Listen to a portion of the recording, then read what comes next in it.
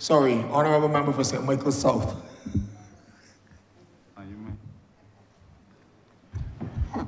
Thank you very much, Mr. Chair. First of all, I want to commend the AG and his team for what I thought was a brilliant presentation. And of course, I want to commend the police force and all the other associated entities in this ministry for the work they're doing. And I see that there's been an increase from last year of about $31 million, which tells me that the government is serious about the work that they're doing in this space. My specific question, however, pertains to forensic science.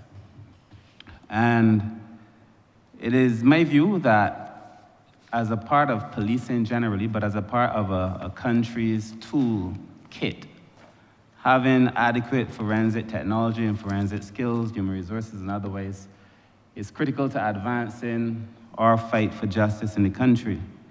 So my question is in general, firstly, what are we doing specifically in this space as it relates to forensic science and its capacity to be able to solve a number of crimes that we have? And more specifically, I know that there's an increase in machinery and equipment from 500,000 to 1.3 million. And I'm just wondering what that machinery is and what it's for, and then generally where we're going in terms of forensic science. Thank you, Honourable Member, and I will ask the Director of the Forensic Sciences Laboratory to assist me in the answer. But before I hand over to her, let me say a few things. There is no doubt that a fully functioning forensic sciences laboratory is an integral part of the investigation and can be an integral part of the prosecution of criminal offenses. There's hardly a crime scene in Barbados that does not see a significant amount of samples of one kind or another being taken by our scenes of crimes officers. When the Forensic Sciences Laboratory was set up 2 decades ago, it was clear in our mind that we needed to have a quick turnaround between the gathering of forensic samples and the delivery of the outcome of the various testing. For many years, we relied on overseas laboratories. Unfortunately, Honourable Member, that is exactly where we have come again. So that perhaps for the last 10 years or so, the Forensic Sciences Laboratory has been working at less than optimum. And for the last several years, it has not been functioning virtually at all. This situation is not satisfactory.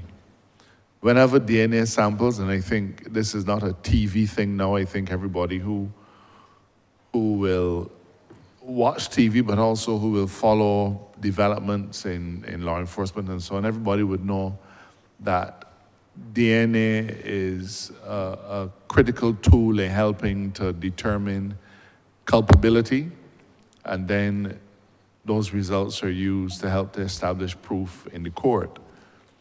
But our DNA samples have to be taken abroad by a police officer to a foreign laboratory to be tested. Now, I'm not making an issue of the chain of custody situation. That is simply what it is. But in this decade, and for the last few decades, Barbados ought not to have been at the mercy of foreign laboratories. Equally, toxicology, and I will leave the director to explain what toxicology is, but toxicology is frequently used in the course of an investigation to determine cause of death. We have a situation in the police service where a young man was found dead in a cell last year. And key to helping to determine his cause of death is toxicology results. But we've been in a situation where we have to send those results overseas.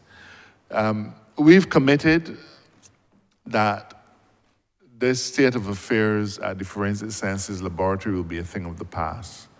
And I believe that I can very safely commit to the government and to the people of Barbados that by June of this year, the forensics laboratory will be up and running.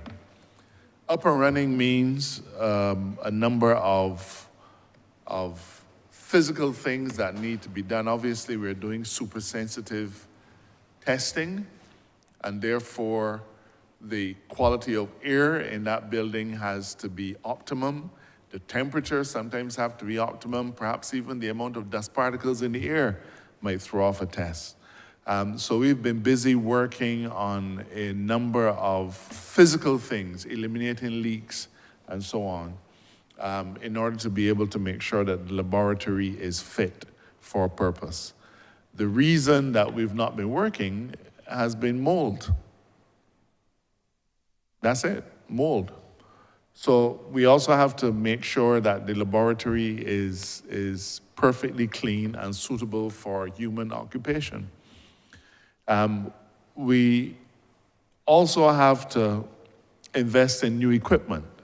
So for example, Honourable Member, we're going to be purchasing, and I'm going to read the note I have, something called a rapid hit DNA system. As I understand it, our current DNA tests will take about 2 weeks, and I'll let the director elaborate.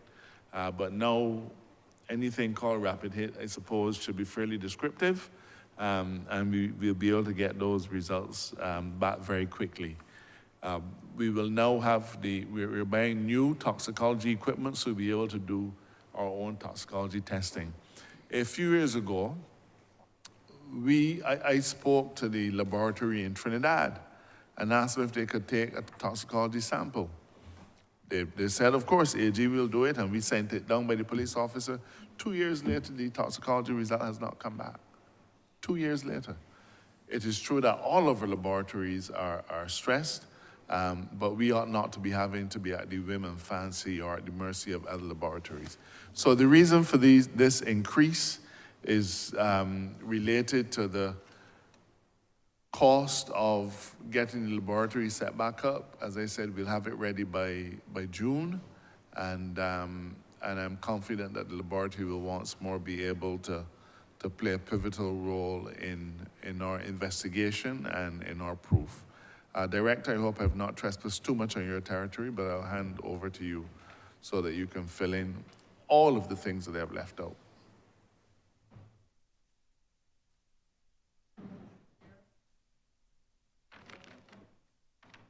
Yeah, it's on now. Okay, good afternoon, Mr. Chair. AG, thank you, everybody. My name is Cheryl Corbin. I'm the Director of the Forensic Sciences Center. I don't need to elaborate all of our perils and trials and tribulations over the last few years. Everybody knows where that is. So it's better for me to speak to where we are now and how we're going to be moving forward.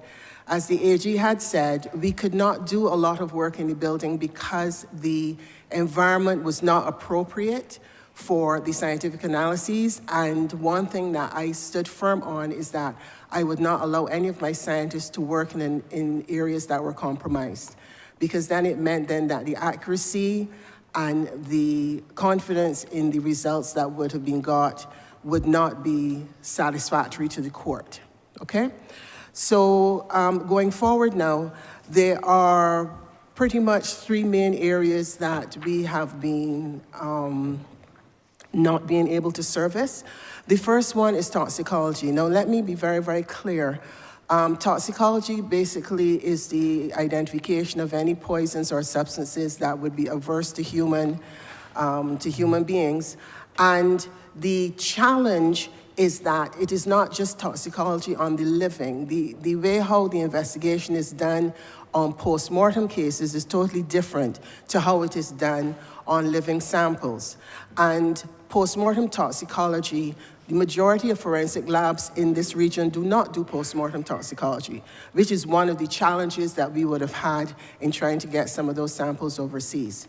However, we have already purchased and paid for the piece of equipment that's going to allow us to do post-mortem toxicology, and that should be landing anytime in April. So we can safely say that that service, which would be scientific support to any forensic pathology that is done on any bodies, we would be able to provide that service fairly quickly. Okay.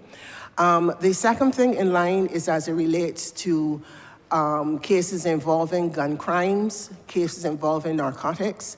Most of our equipment or gas chromatographic machines with mass spectrometry and so on, most of them are at end of life because they're over 10 years old. Granted, the technology, even though, you know, they're still plodding along, but the technology which would have presented itself as updated software and mechanics and so on, we thought it best, if we're going to start out now, let us get the pieces of equipment that will last us for at least another good 5 to 8 years, so we don't have to stop and start all over again. So we have already purchased one GC, and the other one, we're hoping to have that done this financial year as well too. AG and PS know how to deal with that part. And once those come in, then again, we will be able to give the support to the police service as it relates to the narcotics cases. I just want to say here is that even though everyone thinks that we were not working at all, that in a sense is not really very true, because the chemistry department, the chemistry section, we refurbished an area on a level in the building that was not compromised, and they were able, over all this time, to continue providing the service to the Barbados Police Service as it relates to their narcotics cases. And in some instances, those cases that involved firearms, to be checking for the firearm discharge residue and so on. That basically allowed to not have any backlog in the narcotics cases. And as far as I am aware right now, all cases that have been submitted for suspected narcotics are up to date. They've all been analyzed. So now moving on to the aspect of DNA. But before I say that, the reason that one of the advantages of chemistry being able to work is that we were still able to one of our clients that we had 4 years, which is Dominica. They submitted quite a number of cases to us over the past few weeks, and this is going to give us substantial amount of revenue as soon as the financial year opens. So even though we're down, we're still not totally out. Now, as it relates to DNA, this has always been a challenge, but the 10 years or however long it is that we have been off, we have now been able to catch up with technology. This new piece of equipment that we're getting, which is called a Rapid Hit ID DNA system, it is an exceptionally rapid DNA platform, and it generates all of the lab quality forensic DNA profiles that we need. In addition to that, it can do an analysis for what is referred to as single source DNA, meaning a sample coming from one person as opposed to a mixed sample, and it can generate a result in as little as 90 minutes.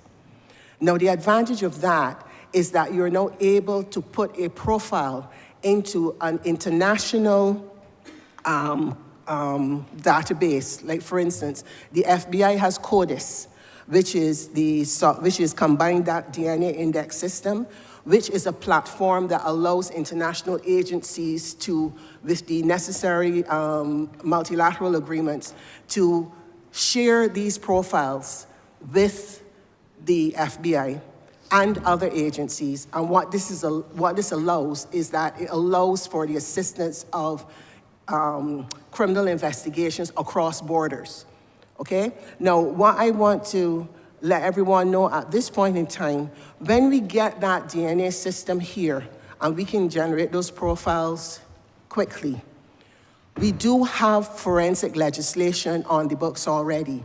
The Forensics Procedures and DNA Identification Act, which is CAP 121B, and Part 10, Section 66, indicates that we have the ability to create our own local databases and indexes from convicted offenders and arrestees. The provision is there. What I will give as an assurance to the room today is that we will work very closely with the legislators and the experts within the Office of the Attorney General to ensure that we do not step out of line as it relates to the holding of that information, and to ensure that the legislation can really support us creating these databases that will be able to be used for the police's benefit. It will not only be for criminal cases, but also for missing persons. And that's where we are right now, sir.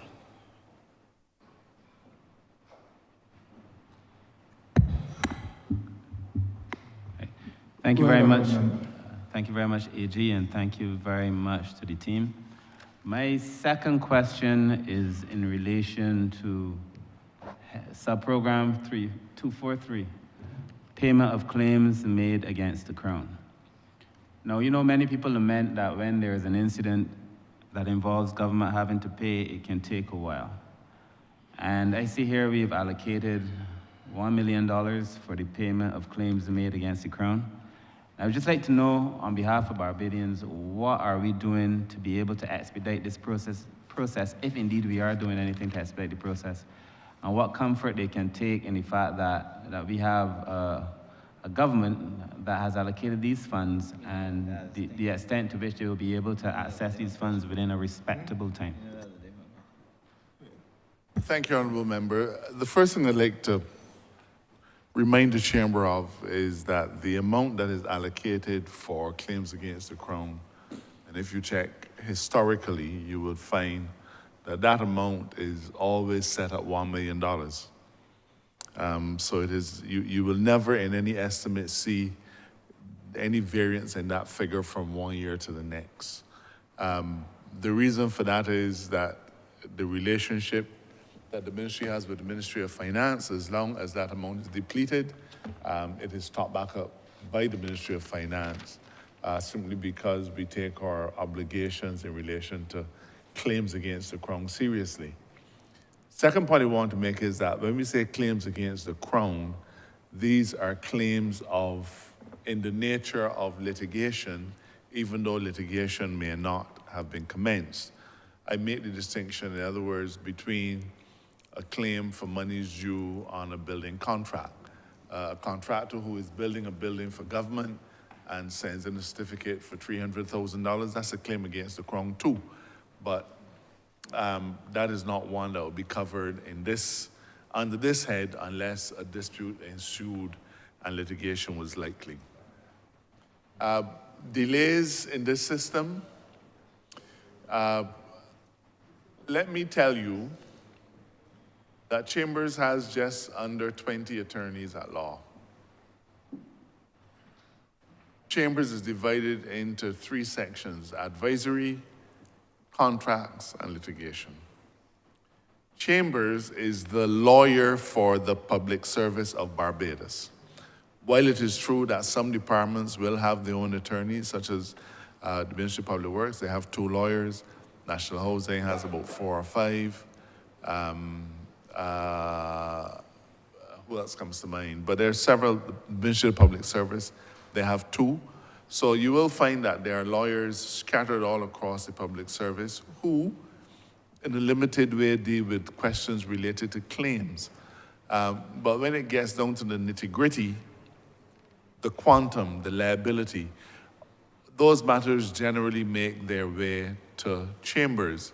In fact, we have an anachronistic arrangement where the Ministry of Public Works is able to look at, because people have claims against the Ministry of Public Works all the time. They car drop in a place where a manhole used to be, but somebody moved the manhole and then put up the sign, and they burst the car tires or something. So those are claims that will go to Public Works. But as long as the claim exceeds $2,500, it has to get bumped up to SG's office. Never mind that the lawyers, they're all lawyers, but those claims get bumped up to SG's office. The bottom line, therefore, is that the Solicitor General's office has limited manpower to deal with the large volumes of claims, and it therefore means that we have fewer bodies to throw at these claims than we would like. Claims are also delayed because we don't get the cooperation we need from the claimants. The Solicitor General, who is here, will be able to tell you about numerous matters that are awaiting discussion with Council. In fact, I can tell you that from time to time I get involved in some of the more complex matters. There is one matter in particular that I can think of that I have been WhatsApping the attorney for the last 2 years. For 2 years, asking her, please, can we sit down and have a discussion on this matter? Please, please, please. And this is a matter that dates back to before I was first Attorney General in 2016. In fact, to be fair, the matter I'm thinking of was started, I believe Sir David Simmons might have been the Attorney General when it commenced. And we are now so far past, and despite my WhatsApp messages to say to the lawyer, I am going to send this file back across the chambers, I can't get a response. So yes, there are delays, but the delays are not solely on our side. There are other reasons for delays. Sometimes we need information from other departments. Information such as what's the extent of NAS benefits that an individual is receiving. We have no way of taking it ourselves. We have to communicate with that department and ask them, and then wait for them to send the information. So there are a large number of variables which can affect the amount of time it will take to settle a claim. I wish I could say to you that we are in a position to settle all claims within 1 year or within 2 years, but there are some harsh realities that we have to face. Some of those realities relate to the availability of medical reports. Sometimes claimants can't pay for medical reports. There are times when we have to say, well, we wanted to get an independent medical report, as we've had to do recently. So there are a number of variables. I would like to see a situation where we move through these things a lot faster. But when people start claiming $500,000, $1 million, $2 million, then that is a different order of negotiation, and we have to make sure that we are very prudent when it comes to how we negotiate and settle government's legal obligations. There are also some obligations that have to await the outcome of court cases, so that until the court case is determined, there's nothing that we can do, and those are also paid under this head. Is it a desirable situation? No. We certainly could use more staff, but I think that before we get to that point, there are a number of rationalization things that we're looking to do, including bringing all of the lawyers in government under the Office of the Attorney General and under the supervision directly of the Solicitor General. We've tried to make sure and do a lot of training with our lawyers. We've done in-house training. We've had experienced attorneys at law in the private bar come in to do training on elements of it. I have also got involved in some of it myself. But we remain open to finding ways and means of improving the process. But the challenges are not just on our side, they're also on the other side of the fence in terms of the claimants.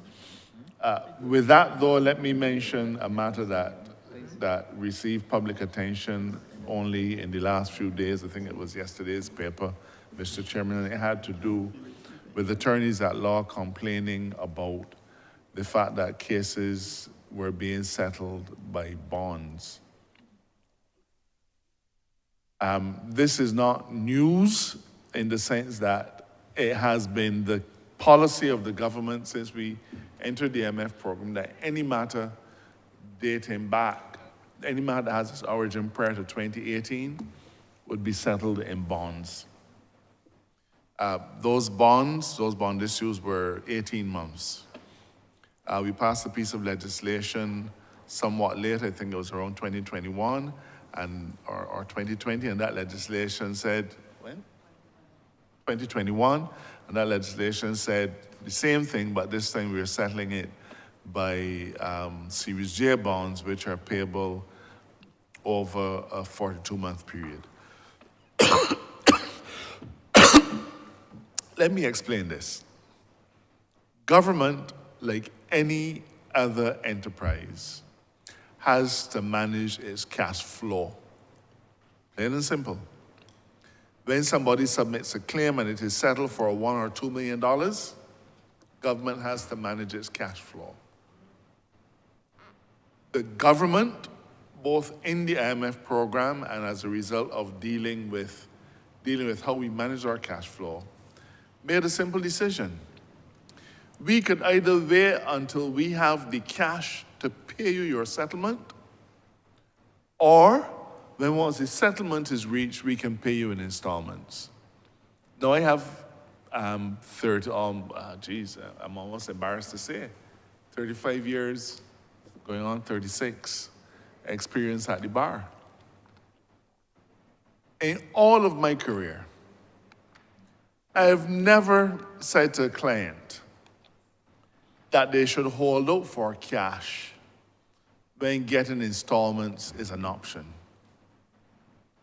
Because you never know when the individual will have that full quantity of cash to pay you. Plain and simple. So if installments is an option, then take the installments, because at least there's money coming in.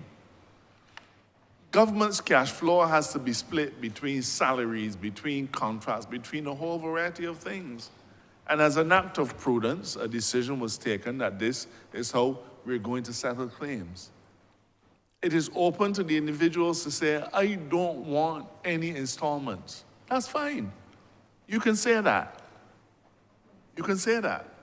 But it then means that you would have to wait until the government is in a position to be able to take up X dollars in cash to settle your claim in full.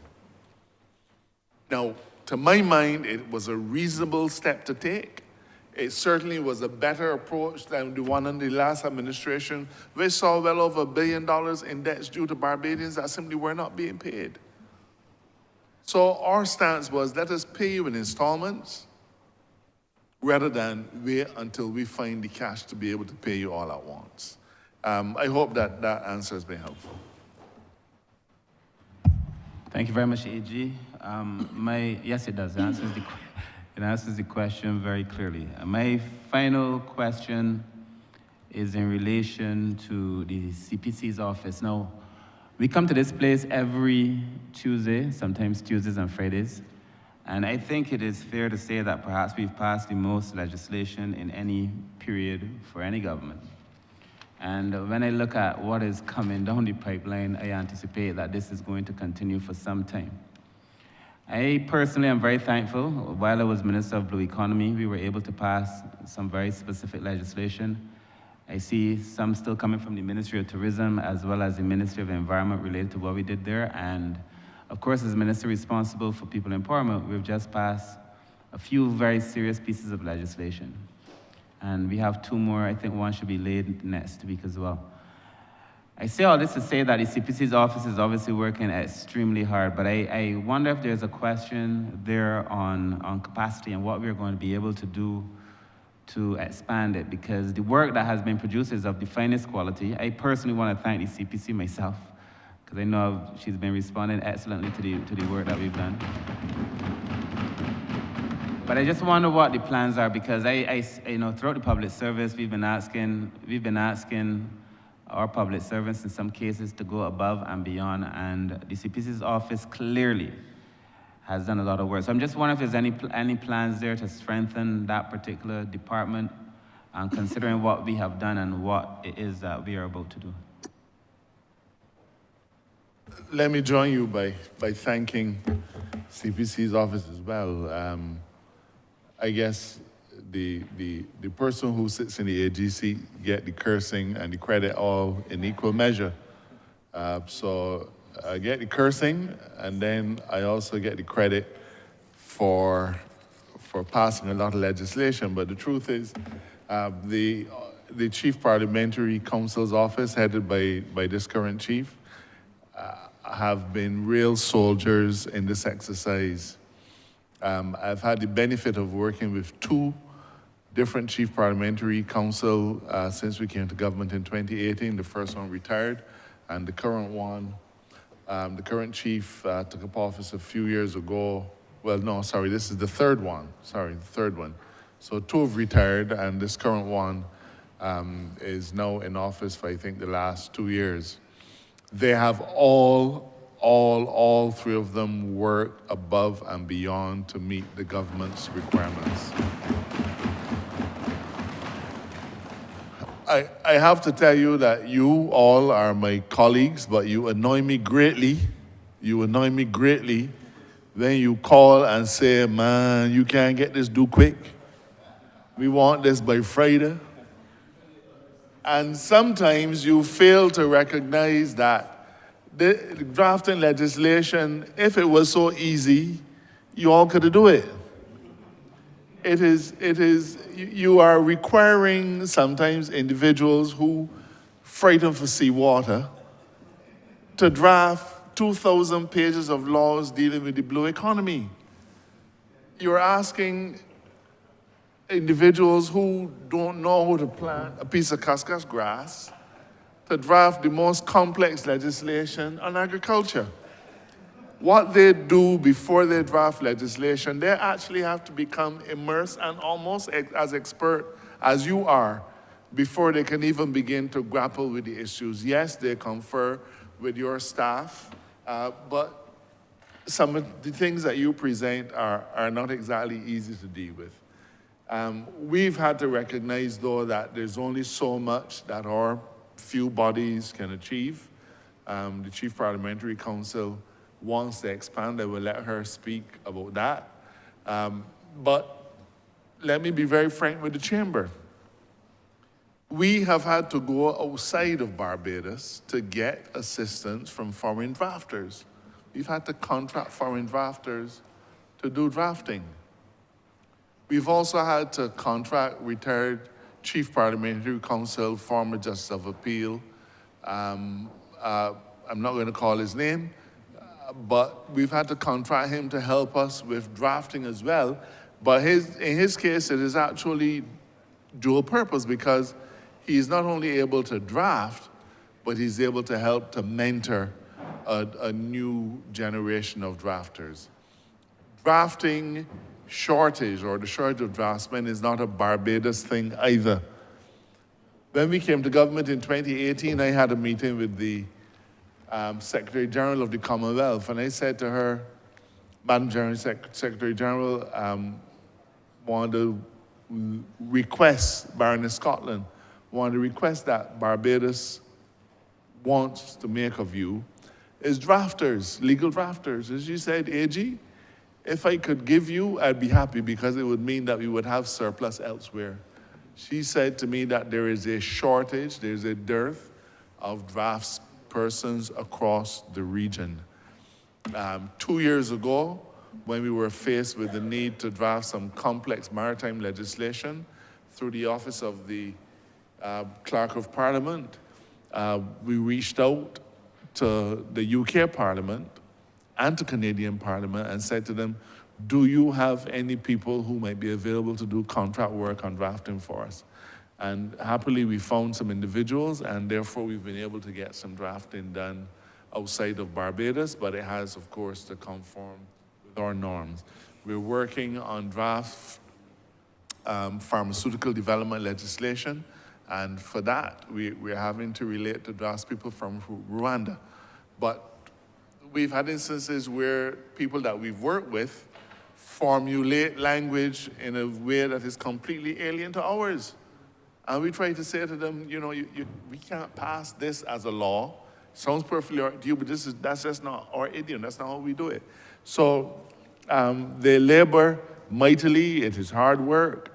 But without them, this chamber and many of our efforts could not function. Let me warn that we are looking to see how we could devolve the drafting of smaller instruments onto ministries, because it's taken up a lot of their time.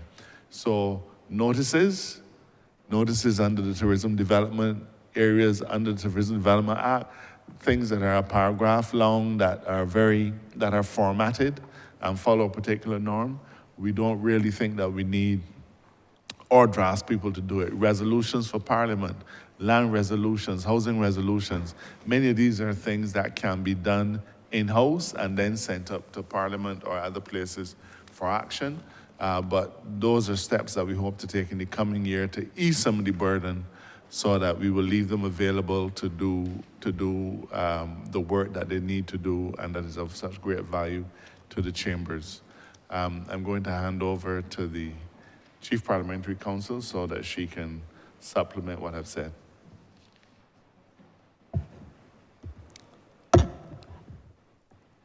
Thank you, Honourable AG. Good afternoon to all. Good afternoon, Chair. My name is Sean Rainbell. I am the Chief Parliamentary Counsel acting. Just to give a... Okay, thank you. Yeah, just to give some insight into the efforts made by the office to increase our numbers so that we can facilitate the drafting of legislation in a more efficient manner. A proposal was prepared for the Ministry of the Public Service to set about the appointment, facilitating the appointment of 4 additional officers. These officers would be differing in rank, so more often than not, you would need officers to do the rank and file work, and then officers who would have more experience dealing with more complex matters. So in all, it would be 4, and I have been assured that more will come in the appropriate time. We also have put forward proposals for the strengthening of our support staff.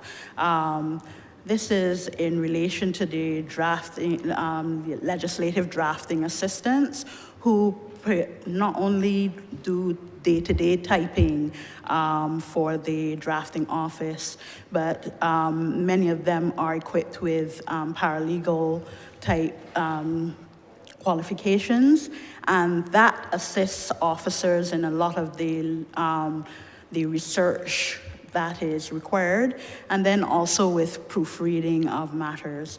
So we have been making slow progress in trying to increase the number of the office, but at the moment, in terms of our present complement, I think that we have been performing mightily, and I thank you all for your support in assisting us in getting the work done. Thank you.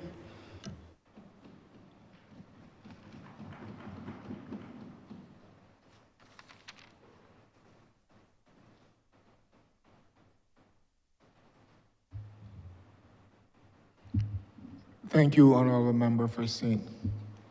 Michael South. Honourable Member for St. John. Thank you, Chair. First, I just want to respond to the Honourable Member of the Opposition because it seemed to be besotted with the ministerial project.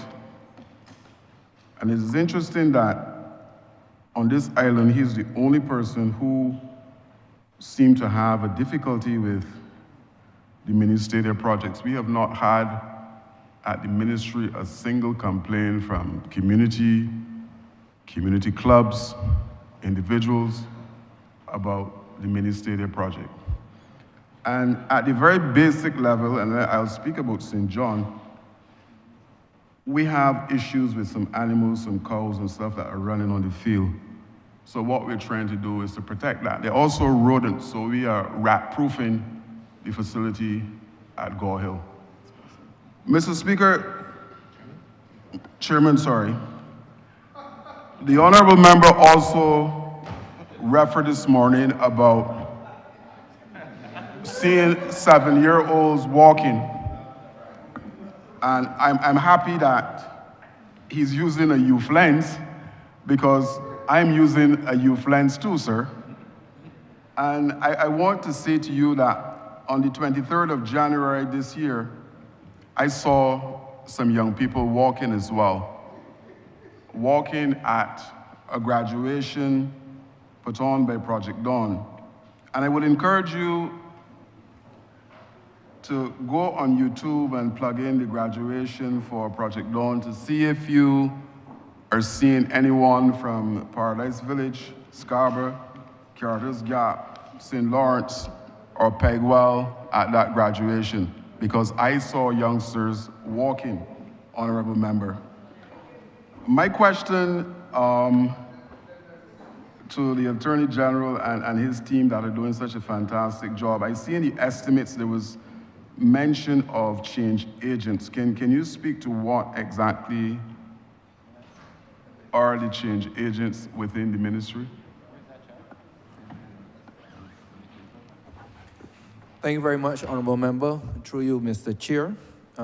Change agents within the communities identified to the National Crime Prevention Program early by the Barbados Police Service through their stats department. They would have identified for us in the very early stages of the programs particular communities that were specifically at risk. And what the program has sought to do and has done is to recruit persons from within those communities who have a level of respect in the community, those who would have turned their life around in the community. And the change agent is those persons who would engage with those specific community to specifically bring out the at-risk youth, hard-to-reach youth, and in some cases, those seen as impossible to reach youth. We talked a lot about the parent programs earlier, so they would have interacted with a number of the parents. They have interacted with the community, the blocks, and so on. They've started some adventure clubs, and the adventure clubs is really a direct response to the blocks. A lot of our young people would tell you that they don't have anything to do or anything exciting to do, and therefore a lot of them get into a lot of mischief. As you would appreciate, idle hands are the devil's play shop, and therefore the adventure clubs are supervised, set up, and facilitated by these change agents. And the final thing I'll say on that is the change agents have been mandated to work with all the existing systems to bring a level of collaboration and complement what is being done already through the community policing, the youth commissioners, community development officers, and other people working in the community. But that in a nutshell, Honourable Member, is what a change agent is. Thank you. I also need some information about the mediation department. I think that is something that is bearing some fruits. Can you expand, please? You say what department? The mediation department. Mediation, okay. So you would have heard mentioned when we talked about conflict resolution, violence reduction, retaliation, mediation, and mitigation. That is under our violence reduction pillar. And it's not a department per se, but this is one of the responsibilities of ILS. And again, working closely with our partners in the Barbados Police Service, and also persons of the general public will reach out to us. There are very specific cases that come to mind where you have persons who would be in fights with one another. In one case, I remember what the police would term seriously bodily harm, although it may have been reported or not reported. But what will happen is you will have parents reaching out and say, come and get these children before they kill one another. What the ILS would do is they would go out and actually work with each side until they bring them together. Now, some people may gather over a cup of tea, some will gather over a bowl of soup, but they actually have a mechanism which is called from war to the barbecue grill, where they actually work with persons who want to retaliate against one another, and work with them to a point where they go up and do a barbecue and eat and break bread together. As the Attorney General said in his opening, there were 23 such interventions, 24 such interventions. 15 of those have been resolved so far. So ILS actually goes out when people are at war with each other, in conflict with each other, even sometimes having to go to the hospital or the clinic and start communication and mediation with people before they get to the stage where they want to retaliate or, in simple terms, kill each other. And that's what the mediation program is under the ILS program. Thank you, Minister. My final question is in relation to the crime prevention program. Are there any setbacks, any issues as it relates to that particular program? Because I know that there's a overlap in terms of how our ministries treat to crime prevention. Thank you, Honourable Member. I would like to start by saying and thanking you for your partnership.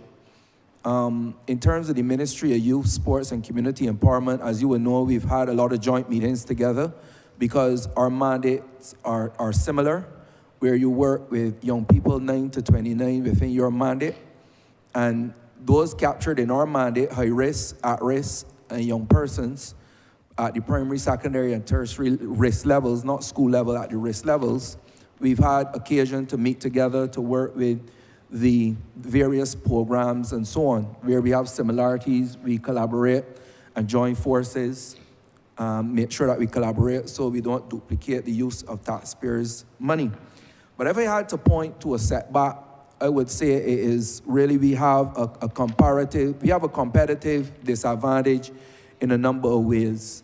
I said this before, and I use this opportunity to say it in the House, that when a set of gun-toting criminals or vagabonds or persons want to get up and commit crime, they get up and commit crime. Obviously, because of accountability, transparency, and accountability, in order to match their programs, we have to go through a pretty long and stringent process. Committees, we have to do cabinet papers, National Security Council, and so on. So we had a time disadvantage with the criminals. Criminals just get up and go. But obviously, when you're working in a system like this, you want to have that flexibility. So we're looking at ways to maintain the accountability, but still to be agile to respond to the nature of crime, which is very, very agile. The second one, and I'll probably just do two, is comparative or competitive disadvantage in terms of narrative. And the reason I say that is because some people say thought is cheap. But when we seek to politicize crime, what actually happens is you actually strike at the heart of sometimes the effectiveness of the programs. So for instance, it is very easy to see crime. It is very difficult to see crime prevention. So the 13 violence interruptions will not make the front page of the paper. But the one that doesn't go through will make the front of the paper easily. So that is one. Two, crime is always a sexy topic, not just in Barbados, but around the world. I think you would have heard before, if it bleeds, it leads.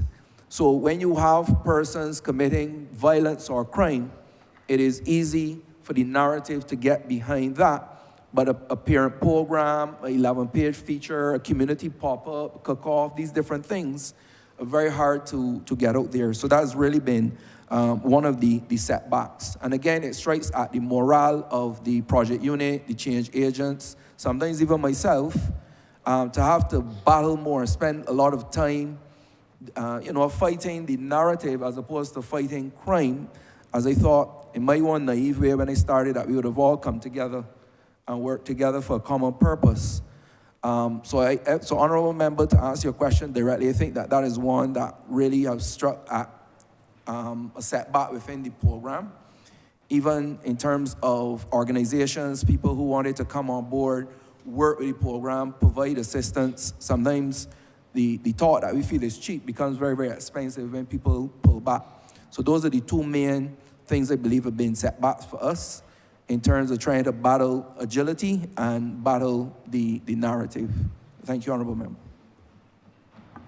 Thank you, Minister. Chair, that is my 3. I yield back. Thank you, Honourable Member for St. John. Honourable Member for St. Andrew.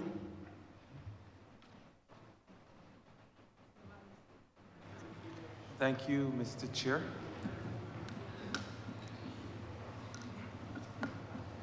My questions are, I believe, more related to the National Peace Program and to the Minister with responsibility for that program. In your lead-up, you spoke about the successes of the program, National Crime Prevention Program. So my first question is, what are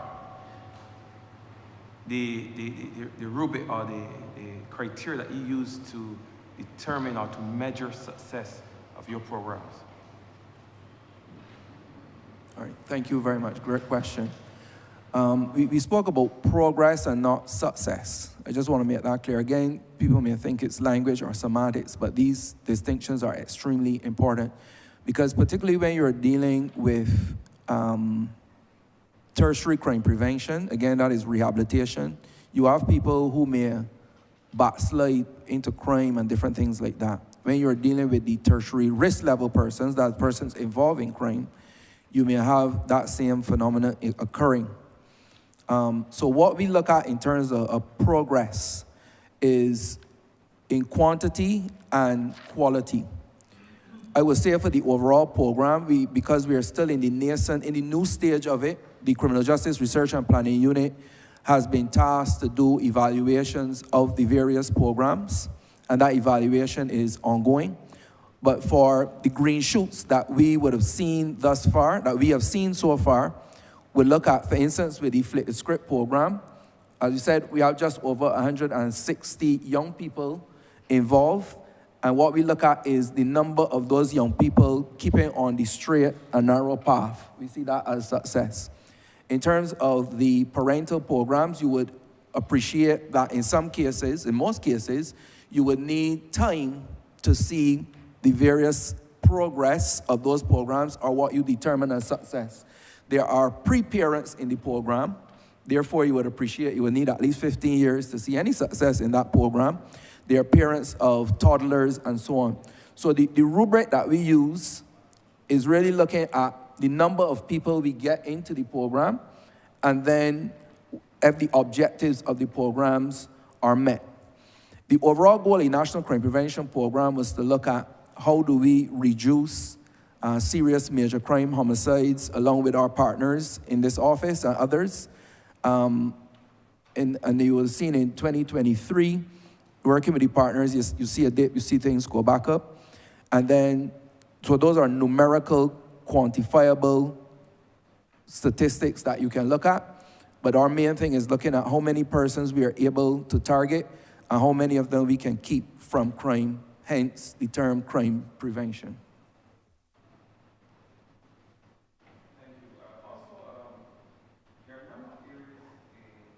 Certainly in Barbados, in the urban spaces especially, where we would consider them to be hotspots. But over the past few years, we have seen some areas in the rural Barbados beginning to warm up. And what I would like to know is how do you go about targeting certain areas for intervention in your program, and what are some of the strategies going forward that you would employ to perhaps arrest these areas, these communities, not necessarily persons, but the decay or the cancer that's beginning to form in certain communities when people move around and resettle before that cancer spreads, and those areas then become hotspots. What are some of the strategies you're using to target those areas, to get to those people, those young people especially, before they are influenced by the criminal element? Thank you again, Honourable Member. So we use two different methods depending on the type of programs. There are universal methods that we have, and we also have targeted methods. So in terms of the data-driven, evidence-based method, we use the geospatial map of crime provided by the Barbados Police Service. We use the BCO, which is the Barbados Crime Observatory, and we use research coming out of the Criminal Justice Research and Planning Unit.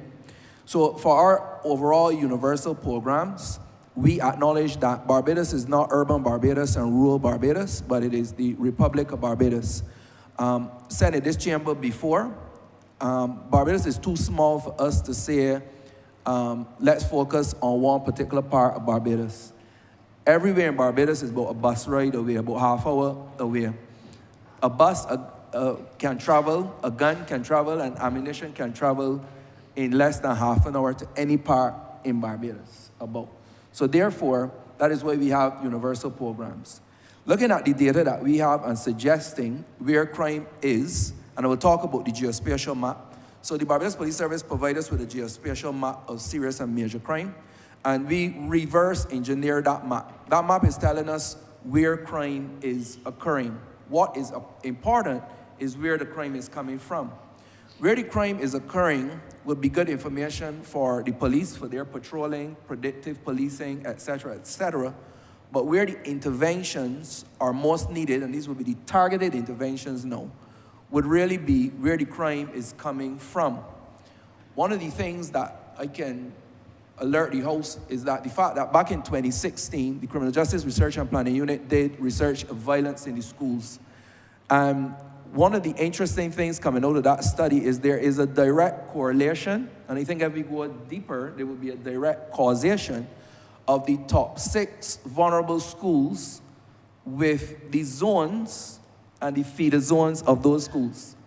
So in other words, the same information provided to us by the Barbados Police Service trace back to the zones feeding the top 6 vulnerable schools in Barbados. So that is the sort of thing that we use to target the programs, the schools, the communities, the age groups that we target. Highlighted by Criminal Justice Unit recently, you've seen that we've had a drop in the average persons being held and charged for murder. We're looking at between 16 and 18. So you will see a lot of focus going in there at the tertiary level, risk group, for that particular age group, and going younger because you can't wait till they get 16. If you're 16 and picking up a gun, the intervention must not start at 16. Remember that just 5 years ago, these would have been sitting down in a hall somewhere, graduating, hair comb or plaque, uniform, bright-eyed and bushy-tailed, getting ready for the world, and then something happens within that 5 years. And it is the responsibility of not just the Office of the Attorney General, but the Ministry of Youth, People Empowerment, Education, and so on, to continue to work throughout these age ranges to ensure that we keep them on the straight and narrow path.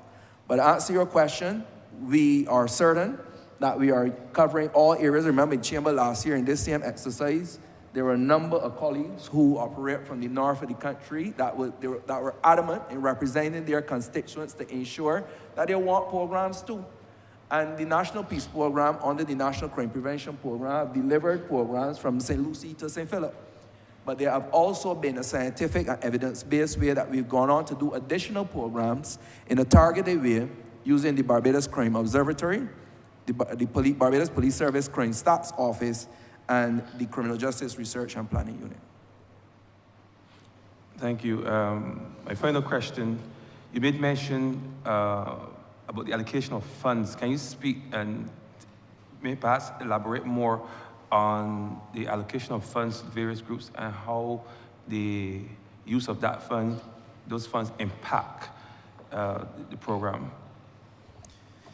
Thank you very much again, Honourable Member. So we spoke about the phases within the program. I didn't get to elaborate on them. I'll go through them quickly and then I'll match it with how the funds are allocated. Phase 1 of the program was reducing the heat on the street, and that's why the violence reduction pillar was the first out of the blocks. We had to get control of what is happening. Phase 2 is situational crime prevention, and that is working with colleagues in here to ensure that we have the requisite debushing, patrolling, CCTV, etc., making sure the situation for criminals are very difficult. Phase 3 is where we want to spend the bulk of time and bulk of attention and bulk of funding, is preventing people from becoming criminals in the first place. In phase 3, there are 5 sections, and to make them easy to remember, I say them like this: entertain, brain, train, sustain, and maintain. And I maintain that these are not just rhymes. These are a very strategic way of addressing the issue. So in entertain, you will see that we have a number of entertaining things. That is why we talked about being young and you want to travel fast and you want to do risky things and you want to be involved with the horses and the bikes and these different things. That is the entertain. But the mission, the motive is really to get the captive audience of these young people to come forward. And then we do the brain. And the brain is really like the flip the strips, the flip the script, the higher heights and so on, where you're trying to get the mindset change of these young people. Now, most social ills have said, unless you attack the mindset, you are going nowhere. And this relates to poverty, crime, drug abuse, anything. If you don't shift mindset, you are really wasting money, spending money, and not investing money wisely. The training part, we've had a number of training programs, and these training programs is really to tool or retool, equip our young people so that they could get ready for the next part, which is sustain, where they can go now and have a better chance at getting a job, a career, a business, so that they can sustain themselves. Now, we stopped there at first, but common sense dictated that we needed the 5th and final part, which is maintain. Because after we entertain and bring you in, after we do the mindset change, after we do the training and sustain, we needed to make sure that there's something there to maintain you. And that is where the service groups come in. That is where the faith base comes in, because then you are now within a community of role models who can maintain you on the straight and narrow path. And that is how we determine the type of programs that we engage in. So, as I said before, we don't do sports for sports' sake. We don't compete with the National Sports Council, nor the Ministry of Sports. We work in collaboration with them, a very specific targeted programs. And as I could tell you, we have the Future Tridents program, which is a program with the Barbados Football Association, targeting these same vulnerable communities, something called Future Tridents, where over 140 young people are engaged on a weekly basis. We work with the wrestling, hockey, boxing. We've done table tennis as well. We have the Safari Jamboree, which is where we work specifically with at-risk youth, boys and girls, in terms of learning etiquette and different things. And the list really, really goes on and on and on. We elevate the piece, we did barbering, bartending, all these various things to make sure that these young persons are engaged. And that is how then we've come up with the numbers that you will see in the operating expenses, looking at the Live Wise campaign, the empowerment campaign, the parental campaign, the intervention campaign, and the mass-based training, all of which would then match the entertain, brain, train, sustain, and maintain model. And that is how we allocate the funds, and Honourable Member. Thank you. And I just want to encourage you to keep up the good work. Those of us who engage with persons at the street level can see the impact firsthand of these programs on the mindset of our youth. And I would wish that this would continue. Thank you. Thank you, Honourable Member. Honourable Member of Christchurch South. Thank you very much, sir. It would be, the public would wonder at this exercise, which I term one of self-congratulation and a large disconnect from the reality that exists in this society. If a government is heard in here congratulating itself and thumping tables about programs to deal with the prevention of crime, where we've had 50 murders last year and 8 so far this year, the public is now entitled to believe that this government is entirely disconnected from the reality that exists in this country. And that is how I presage my question. I mean, what's going on? Are we saying that these programs are successful? I've heard the last member, or rather the last spokesman on behalf of the government, caution the member questioning him that he was using the word progress and not success. And one would therefore want to encourage the government to take this exercise seriously if it intends to give some reasonable explanation to the country. For the state of crime, this is no age in which we can thump tables and self-congratulate when between January the 1st, 2024 and the present, 58 people have died through violent and murderous crime. And when we left this place before lunch, the learned Attorney General added some figures and told this Parliament, by the addition of those figures, and sometimes we are wrong, even I am wrong sometimes by my own admission, that $1,050,000 was paid, and I did not deal with numbers then, it was introduced by the learned Attorney General, that $1,050,000 were paid by way of grants to nonprofit organizations, and the learned Attorney General named those organizations. But like the dissonance between self-congratulation and reality, there is a dissonance between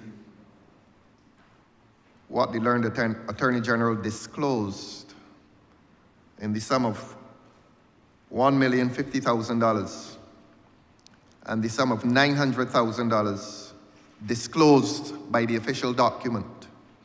I'm prepared to be wrong, but it means that $150,000 has not been accounted for.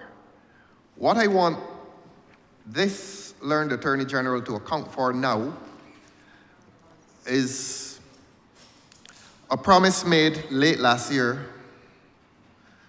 while there was a raging discussion about violent crime. And I'm entitled to use my terms, and I describe what happened in the aftermath of that discussion as a diversion in a national discussion as to violent and murderous crime.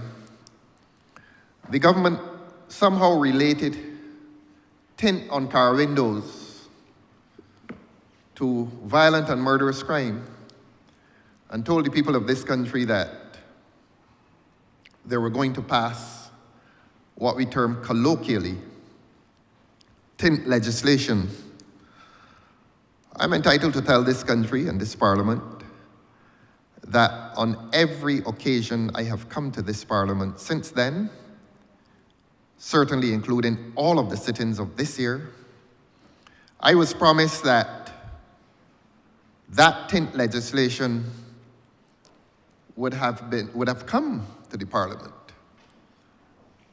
Maybe we've had 3-4 sit-ins, excluding today's, and that promised tint legislation has not come.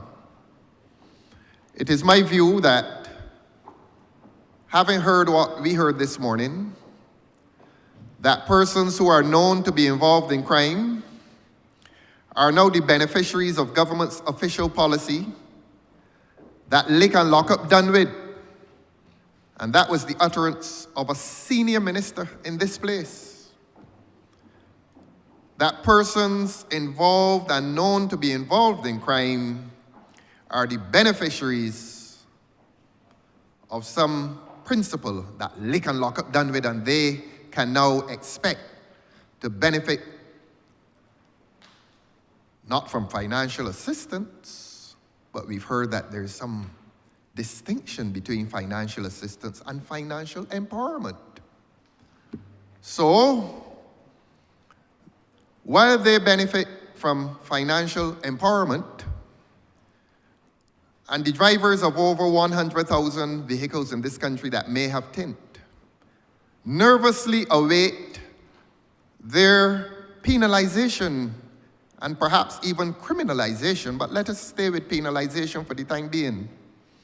While they await the sword of Damocles, the governmental sword of Damocles, that is about to fall on the heads of innocent people, including young women who drive home at night behind tinted windows so that they would not be seen by those men who are involved in robbery and murder.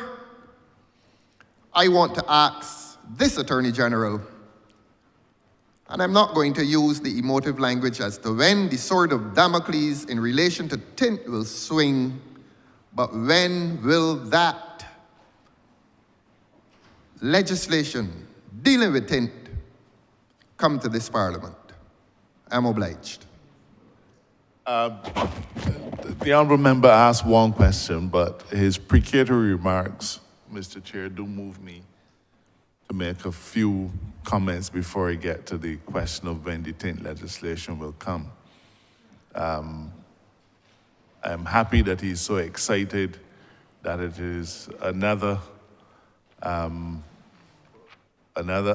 in the arsenal of law enforcement, but we'll come to that in a moment. First of all, the honourable member once again demonstrates that he does not understand even remotely what the figures in front of him in what he calls the larger book. Well, Isn't help that me, help me. the larger book? I don't know everything, help me. He doesn't quite understand the figures in the larger book. Help The me. figures, Grants to the nonprofit figures, organizations, the figures. 900,000. Help us all. Mr. help Chairman, us. Honourable member, you spoke in silence. Thank you. Allow the Honourable AG to answer. I want that rule to apply at all times. I'm obliged to you, sir. The larger book does not attempt to give the answers that perhaps he was hoping to find there. The larger book talks about actual expenditure in the year 2023-24. Then it gives the approved estimates for the year 2024-25. Then it gives the revised estimates.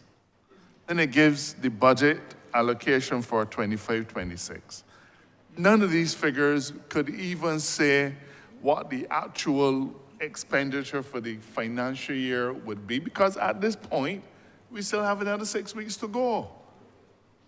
So I don't know what he's expecting to see here, but unfortunately it will not be here because that is just not how the larger book works. Now, as for Tint, I'm happy that he wants My question Tint. this morning related to 23-24. I beg your pardon, sir. I'm happy that the honourable member wants to talk about Tint. He operates on the assumption that we are visiting upon the public of Barbados some horrendous regulation that will serve to put Barbadians under the boot of the government or under a state of oppression. There's hardly a country in the world, let me repeat, there's hardly a country in the world that does not have Tint legislation. Even Barbados has Tint legislation. People are being charged in Barbados all like no in relation to Tint. In relation to whether the tint is dark, whether you could see through the tint or not. The simple fact is, Mr. Chairman, when the honourable member looks at the legislation, he will see that it is expressed in very subjective terms and deals with the question of whether a person is visible through the driver's side window, as if the car ain't got other windows. Where the person is visible.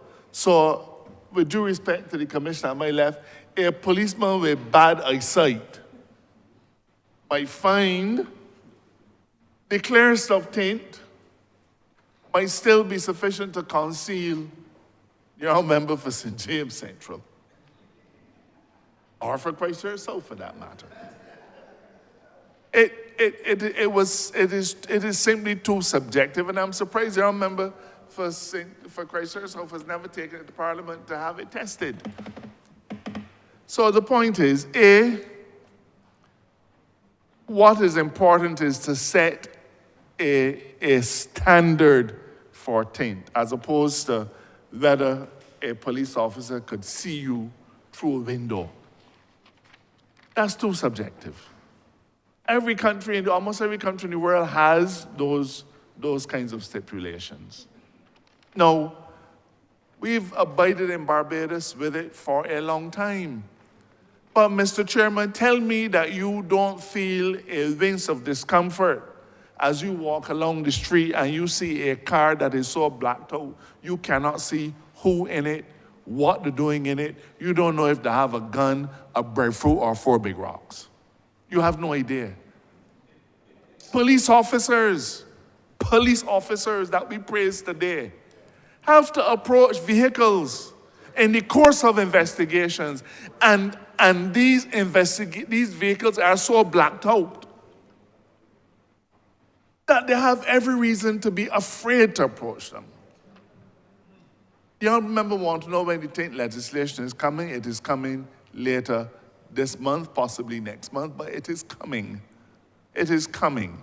It is an important tool in the arsenal of law enforcement, just like many others.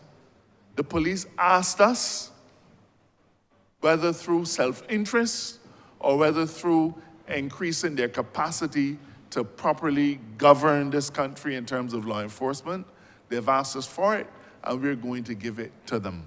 It seems reasonable to this administration. We are not breaking new ground. When your member goes into Miami and pick up a car, he can't say, man, this is too clear, you want a darker tint. Because it has to abide by the laws of the United States. So Barbados will be no different. I hope we get his support when it comes.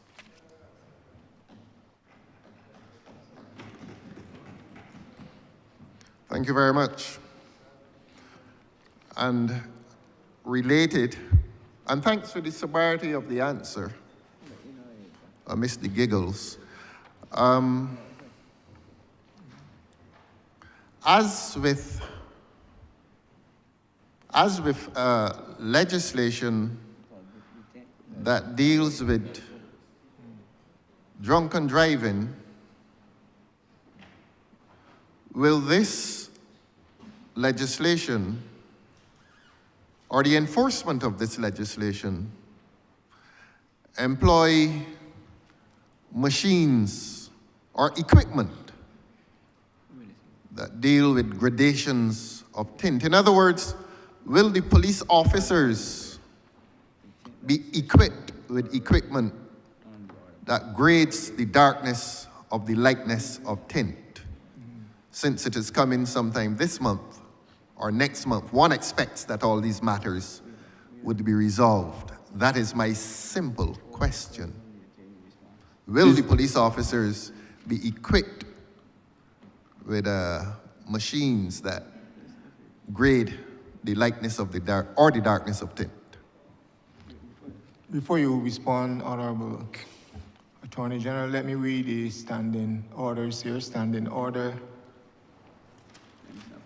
37. 1, it shall be out of order to anticipate an order of the day by a discussion on a motion or amendment dealing with the subject matter of an order of the day prior to the consideration of that order. So I would consider this. This is already on the order. Paper and down for discussion. That is to overrule the question, sir? Except that what I am asking, Yes, it is. I am not asking as to the letter of the promised law. I am asking as to the enforcement of the promised law. If my interpretation is correct, that standing order precludes debate as to the letter of the law. I'm not asking about the letter of the law. I'm not asking about the letter of the proposed legislation. I am asking as to the enforcement. How is it proposed to enforce the legislation? That is my question, and I seek your honor's ruling on it. Thank you very much. You're asking for discussion on a matter, so that's what we are. That's what you're actually. As the enforcement doing. You can't. Your honor would have heard. Your honor would have heard. Your honor would have heard the learned Honorable Attorney General give a rather extensive and detailed exposition as to Tint, as to its subjectivity, and a proposed amendment as to objectivity. I'm not interested in the issue of subjectivity as to the existing legislation, nor the objectivity as to the proposed legislation. I am asking a completely different question.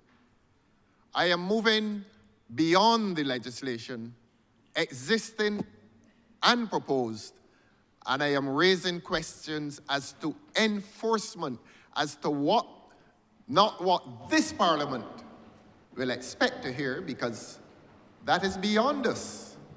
We can't predict what this Parliament will hear when it comes.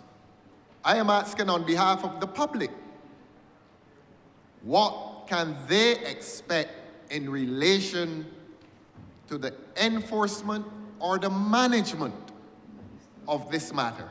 They're two completely different issues. The content of the legislation is one issue.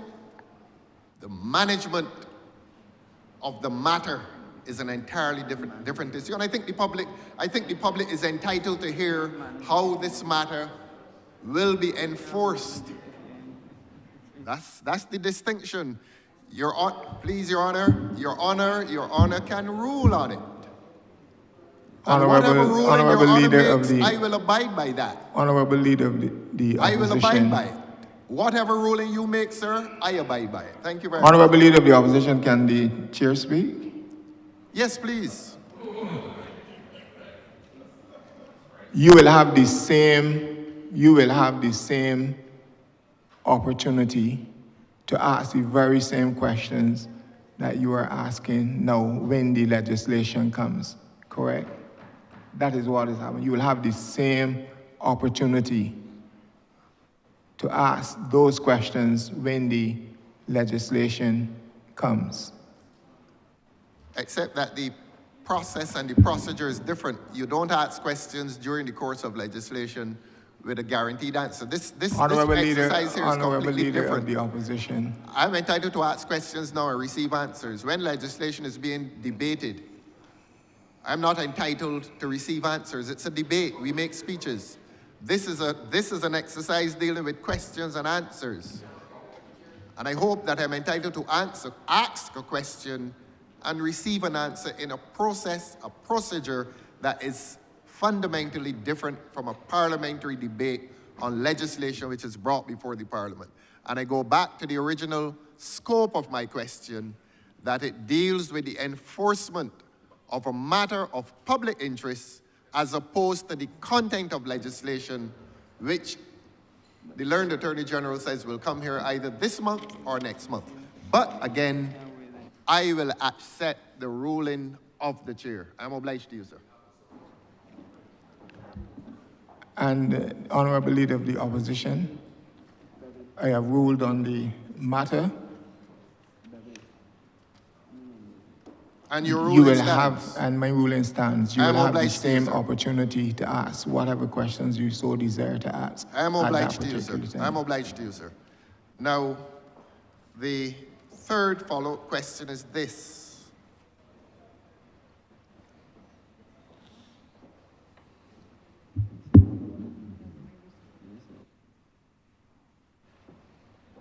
Whether the scheme, I'm not referring to legislation, again, I'm not referring to legislation, whether the scheme for this widespread tinting of vehicles will require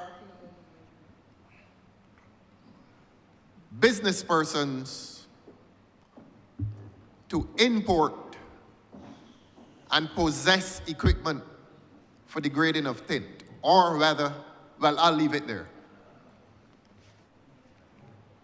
Whether it requires business persons who apply tint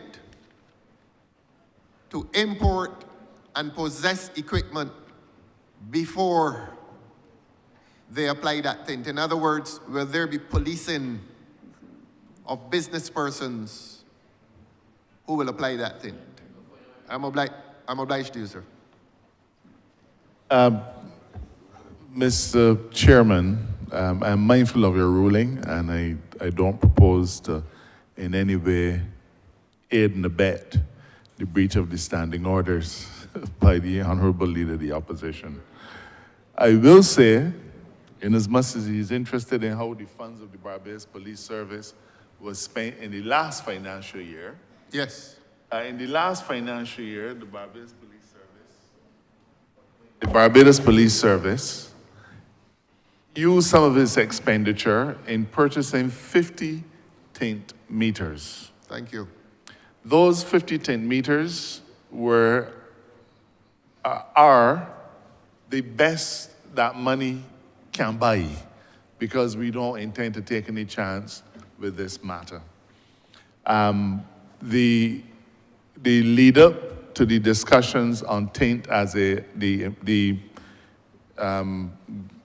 establishment of standards for tint as a measure as part of the law enforcement arsenal saw us meeting with all of the interest groups, and that included individuals who we met with virtually all of the business people who are engaged in the application of tint. And to a man, they all said, please let us know what tint meters you are going to buy so that I don't have one meter and you have the next. So it is expected that individuals who are engaged in the application of tint will be buying meters. That's what they said to us. Because when an individual who put tint on his car 8 years ago, nobody don't remember what tint that was. He don't remember. The body who put it on don't remember. So he drives up to the tint workshop, and the person will be able to say, let me measure it, you're fine. Let me measure it, you're not fine. They have expressed an interest in having the machines. The machines are widely available. They're not expensive. Many have already purchased the tint meters. The Ministry of Public Works, I believe, may already have purchased theirs, so that the entire system is ready for this. There will be no disruption to the business community. As I said, we met with them, and they were anxious to make sure that everybody was using the same meters, because they didn't want to have one body using a meter that might be any different. And the meters are not expensive, and I'm sure they've already bought, but the police already have their 50 meters in hand, and the training has already been completed. Thank you very much. And in a mature discussion, you will have answers that are consistent with sobriety, and I really am obliged to you. And this is the third one. I asked 3 questions in all, 2 were follow-up, and permit me to ask the third question, sir. No, Honourable. The third one, I asked 3 in all. The first one was...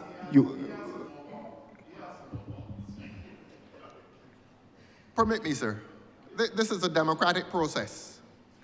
Definitely it is. And I hope you And will it's a honor process that of order process. as well. Beg your pardon, sir? It's a process of order as Yes, well. and I'm insisting that I ask 2 follow-up questions, and I was told that I have But 3. Honorable Leader of the Opposition, you cannot insist with the chair. You're trying to overrule the chair. No, I'm not trying to overrule you. I'm reminding the chair as to what transpired over the last 10 minutes.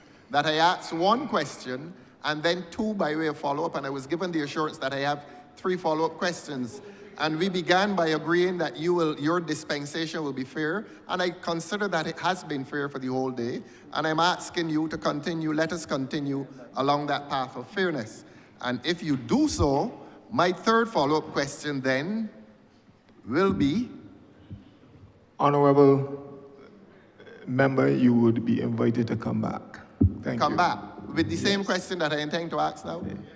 It is a follow-up question. It is a follow-up question to what You will the have Attorney another General chance, said. Honorable member, Honorable Leader of the Opposition. Let me then, without disrespecting your ruling, say to you that the question would have been that Honorable Leader whether of the Attorney General. Opposition, Honorable Leader of the Opposition, your time has expired. The chair has ruled. Time or number of questions, sir?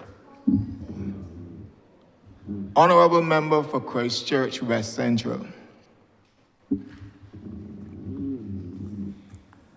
Thank you, Chair. In the interest of sobriety, I just want to take the conversation to sub-program 0240. And this program is dealing specifically with forensic services. I know it may not be what we would call in the whole legal conversation the sexy subject, but for me, science and forensics and the law, I think that they are equally important. And I just want to go into the question.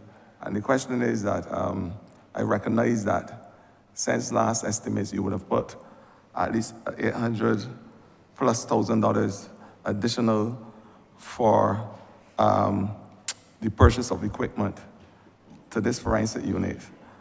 I want you to elaborate on the importance of having science and technology informing what we do in terms of having our justice system being run in a fair way, because the conversation is always that justice must seem to be served.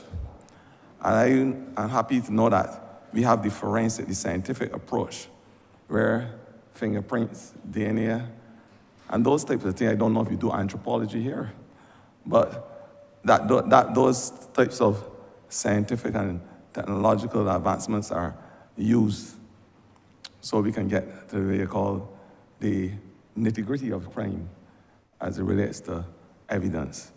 I just want you to elaborate on the what the forensic science unit and what they do in terms of the service they provide, and how important it is in terms of our ability to ensure that justice is duly served in this country. Thanks.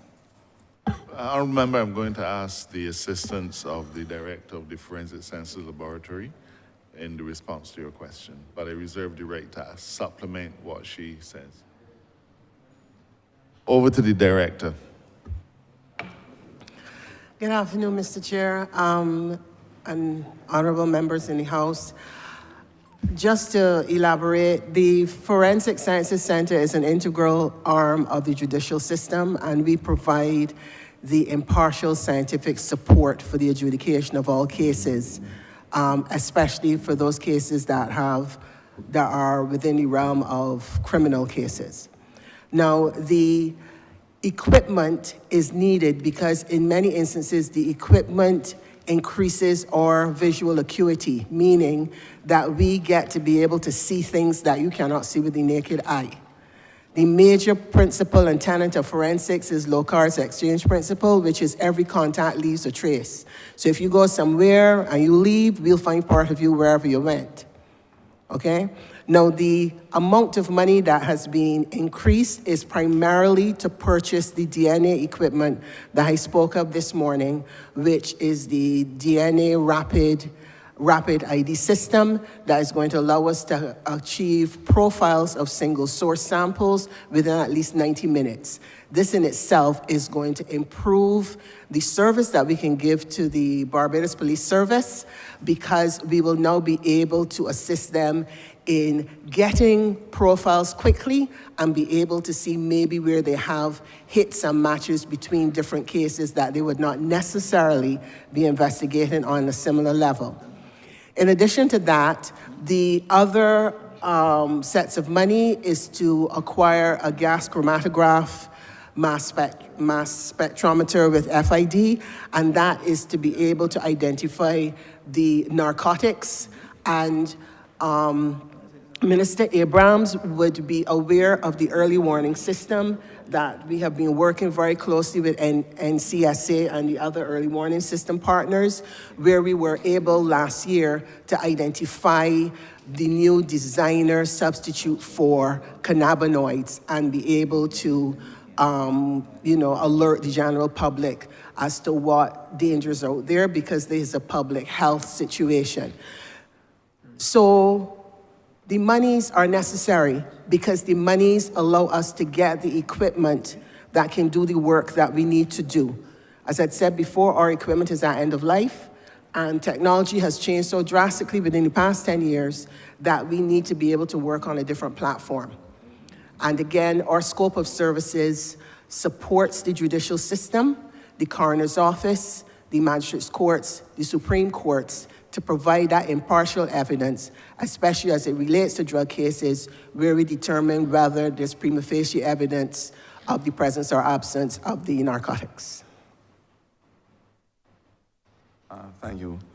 My second question, I don't think it's a secret that my constituency was faced over the last year or so with a measure of gun-related crime.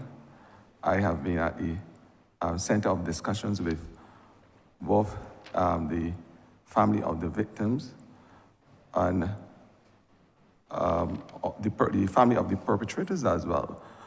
I just want to know what support services are provided for both the family of the victims, because we recognize, of course, the emotional and social stress they're under, and unfortunately as well, those perpetrators, because their families sometimes face the wrath of an unforgiving community. So equally, I think that there would need the support services, whether psychological or otherwise, social, etc. What services your department provide for these persons when their families are exposed to unfortunate incidents of crime and violence? Thank you, Honourable Member. You know what you are discussing really requires a mindset that is very different to the one espoused by the Leader of the Opposition. His stance is that our only focus should be on lick and lock up. But we've come a long way since those times. That's why we could say that lick and lock up is done with. Pardon the poor use of the English language. Globally, there is a common understanding that in any criminal justice system, the victims have to receive equal treatment from the state, equal in measure to what the accused person receives. The state spends an awful lot of money in investigating crime, spends a lot of money in prosecuting crime, spends a lot of money in feeding the criminal, sometimes for 10, 20, 30, 40 years. Traditionally, Barbados has not in any measure focused on the victims of crime. In the instances of rapes and sexual assault, the police service did have an individual who would do counseling. In the case of many violent crimes, the police service has in its budget an amount of money to engage counseling services from one or two individuals or entities that provide counseling services. But beyond the counseling services, nothing. In England, for many years, there has been something called the Criminal Compensation Board. And the Criminal Compensation Board served the purpose of, firstly, assessing injury to a victim, generally physical injury, and secondly, paying to that victim a measure of damages, almost as if the individual who caused the injury was being sued in court. But we don't have a criminal compensation board. In fact, I remember this discussion coming up when I was AG under an earlier dispensation of this government, and we simply did not have the resources to do it. The Needham's Point Declaration of October 2023 recognizes that we need to pay more attention to the victim. And I would want to say, and I'm happy to make it a document of the House, that item 27 of the Needham's Point Declaration, it is recommended, and I quote with your permission, sir, that consideration be given to the establishment, where none exists, of a criminal injuries compensation fund for the benefit of victims, survivors of crimes, particularly for those whose cases, because of abysmally low detection rates, are not pursued in the criminal justice system. A significant contribution to the CICF should come from the proceeds of crime, whether through criminal or civil asset forfeiture. And in this regard, the notion then of compensating the victim is now being thrust into the forefront of how our criminal justice system is expected to deal with impact on the victim. Currently, my ministry has commenced a victim impact assessment. It is being done by criminologists in the Office of the Attorney General, and this victim assessment will try to find out and identify really who the victims of homicides are, who are the dependents of the victims of homicides, but also who are the dependents of the accused persons who might be incarcerated. Because in the same way that the victim has independence, the incarcerated person might have children who are now robbed of that kind of support. So the first steps in trying to determine how we address the issues of treating the victim, dealing with the victim, if possible making state allocations to the victims, we have to do this study. I'm able to say, and I believe that the minister responsible for welfare and elder affairs will be able to confirm that his ministry had been given the responsibility of looking to see how we can provide some financial assistance to the families of individuals who have suffered a loss as a result of a homicide. And I think that program has started. I'm unable to say what the measure of that compensation or support is, but I say that this is new.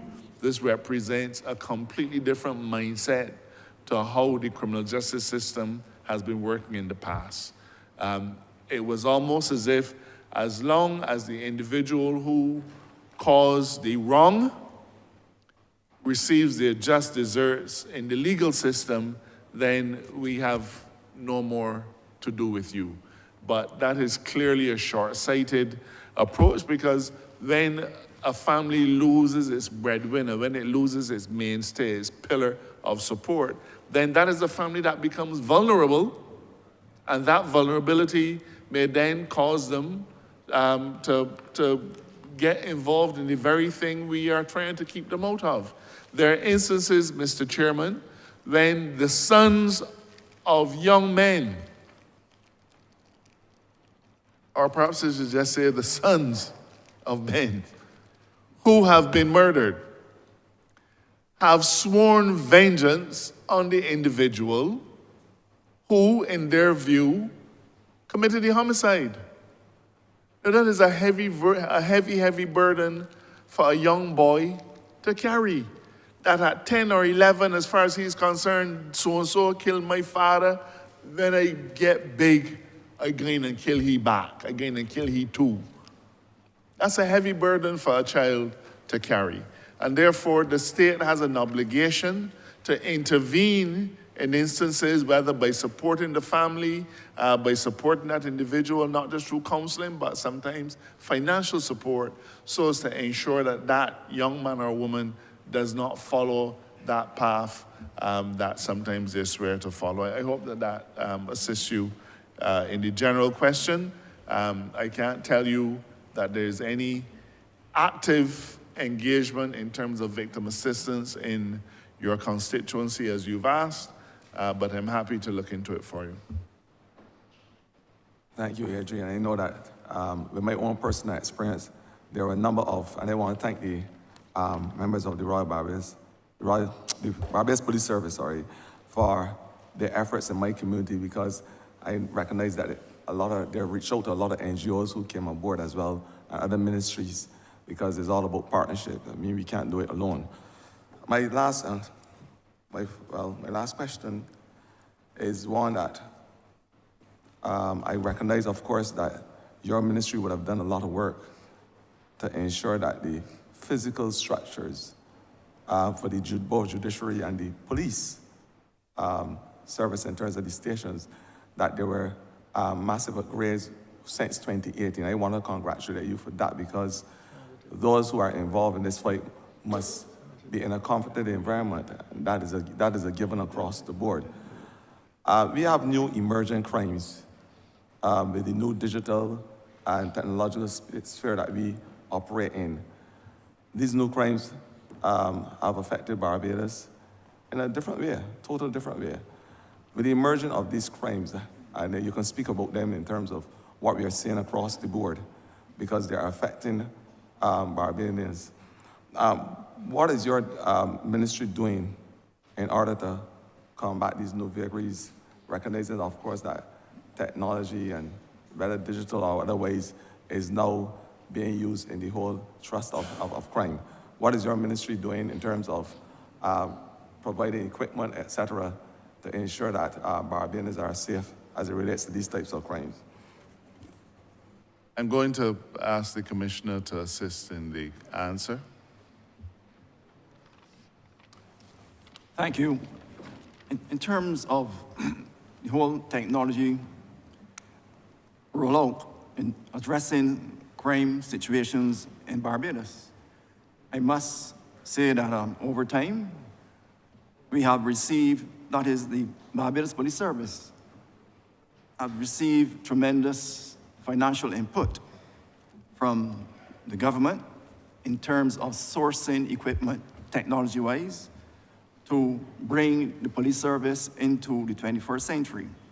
And we are fully engaged in that installation and placing the technology in strategic locations whereby it can benefit the police service and, by extension, members of the public. So we have been reaping tremendous successes when it comes to operationalizing various facets of technology in terms of fighting crimes. And not only that, we have tremendous buy-ins from members of the public, business community, and a number of residents throughout the country. So whether it is in terms of seeing and knowing exactly what is happening in various communities and locations, we are engaging in that tremendously, and we continue to identify those points that we, as persons mentioned before, not only hotspots, but also those areas whereby when we go through various districts and do our analysis of locations, situations, and things like that. We mentioned geo-mapping, and that is something also that is working for us. So whether it is dealing with eyes in the sky, it's no secret that we have a number of drones. Drone technology is used universally throughout the world in terms of combating aspects of crime. So we in the Barbados Police Service, we are not suffering in terms of technology to fight the issues of crime. Now, technology will not work on its own, and that is why we are engaging members of the public who are willingly working with us, whether it is coming boldly and saying, well, I am X or Y, and I'm going to work with you and assist you, but also those who will use various means to communicate with us, whereby we would know how to employ technologies. I must congratulate members, especially in the business community, who also assist us in acquiring equipment so willingly, so we can utilize in terms of protecting our various communities. So yes, for us, community, for looking after the communities, citizens, and the entire country, we cannot, in these modern times, do without the latest aspects of technology, and members of the organization, we are using it. And once we continue to get that financial support from the government side of it, that is a road that we will continue to pursue, because we know at the end of the day, we can achieve our objectives as laid out in our policing plan going forward to make the country safe and sound for each and every member of the public. So yes, we will look and see the latest state-of-the-art technology and place them in strategic locations going forward. Thank you. Thank you, Commissioner. I just want to comment lastly by saying that AG, I want to congratulate you because I recognize in your estimate that you have put some money for a female dorm at the training center, and I want to say to you that since 2018, and to congratulate you for having and putting an equal trust, an equitable trust in terms of advancing women within the police force so that they have that equitable and tangible stake, and I want to congratulate you for that.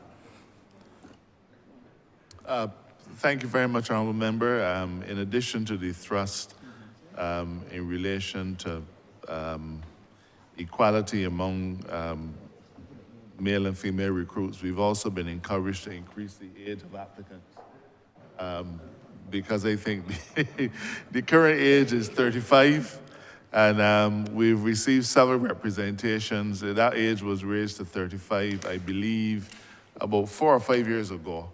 We've been asked to consider increasing the recruitment age, especially since there are levels of specialization that do not require an officer to be physically fit. So take, for example, a IT person.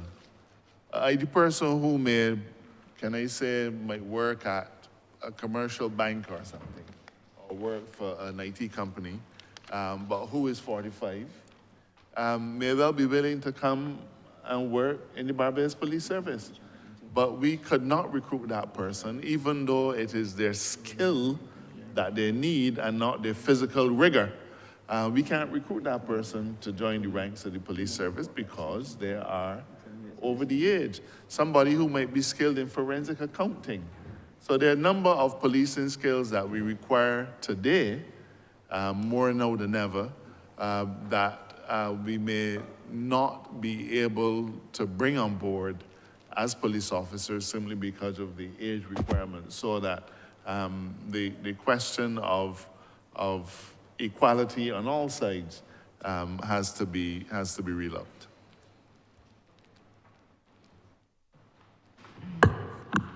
Thank you. E.G. Honourable Leader of Government Business. Thank you, Mr. Chairman. I beg to move that you do now report progress to His Honour the Speaker and beg leave to sit again. The question is that I do not report progress to His Honour the Speaker. Beg for leave to sit again. All honourable members in favour, say aye. Honourable members against, say no. He thinks the ayes have it.